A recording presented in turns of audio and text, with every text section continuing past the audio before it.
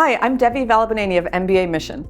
In addition to being a managing director here, I'm the HBS interview in residence. I previously served on the HBS admissions board and have interviewed all types of candidates from all over the world. The HBS interview is something that is both exciting and nerve-wracking all at once, and there are a lot of things that people worry about.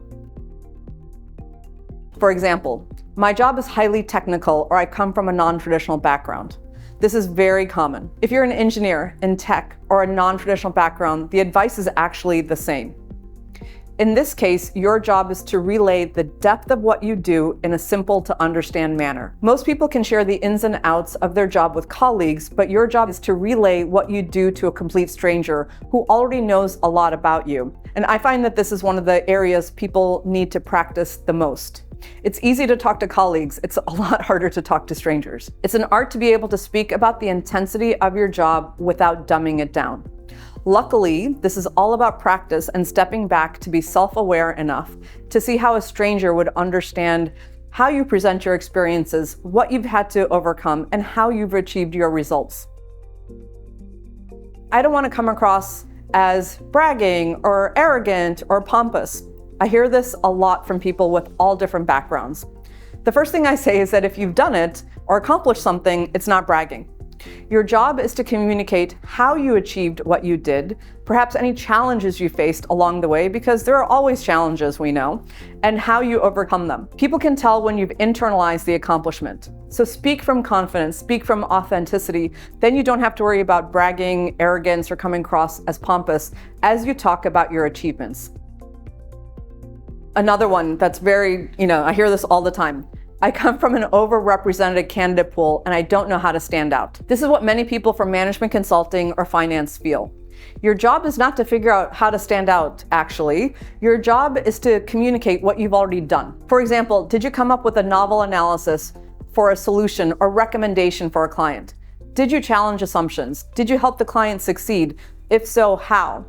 Did you do some original research that promotes a thesis for an industry? Did you start a new practice line or office? These are examples that should be highlighted. There is nothing more you can do work-wise by the time you get the interview. All you can do is focus on how to best communicate and relay how you've grown through these jobs. Another common worry is, I'm not an extrovert. I don't have public speaking experience. Luckily, you don't need to be either. You don't need to be an extrovert to be successful in the HBS interview, and you don't need any public speaking skills to be successful in the HBS interview. What you do need is to be yourself, because there's room for everyone at HBS. Extroverts and introverts alike are successful in business and life. So be how you are in meetings. Be how you are when you speak with colleagues or clients. You've been successful so far with being yourself, so continue in that same vein for the HBS interview. For public speaking skills, the interview isn't a presentation. You're not giving a speech. It's not a monologue. You don't need any more speaking skills to do well. Focus first on substance, then style follows. There's a lot of leeway in speaking styles, but people can always see and appreciate substance.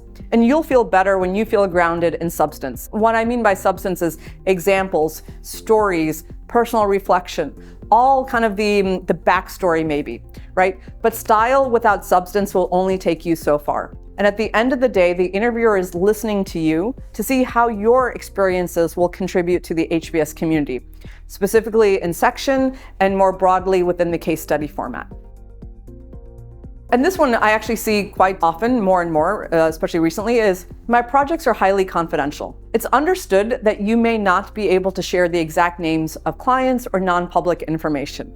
However, you can still share the business strategy or the outcome of the project. And you can even name it something, right? So for example, I'm working on Project X that was looking at an acquisition in such and such space that would help my firm increase market share by 10%. You didn't tell me anything, right, in terms of non-public information. I would imagine your firm is always looking for opportunities to increase market share, right? Usually M&A is a part of that. So then you can talk about what your role is on Project X, because that's what really matters. Client confidentiality doesn't mean you can't talk about the strategic nature of the projects. It's common to say that you've worked on perhaps the largest M&A transaction in the food space, or helping a Fortune X client to do X, Y, and Z. So what we've covered in this video are common worries.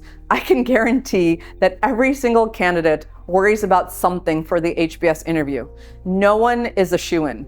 Everyone has something that they probably need to refine to maximize the 30 minutes. So by preparing, you should be able to identify a few blind spots that you can develop in your practice. So if you want to practice for an upcoming interview, HBS or otherwise, sign up for a consultation or a mock interview with me, and I'll be happy to help you put your best foot forward.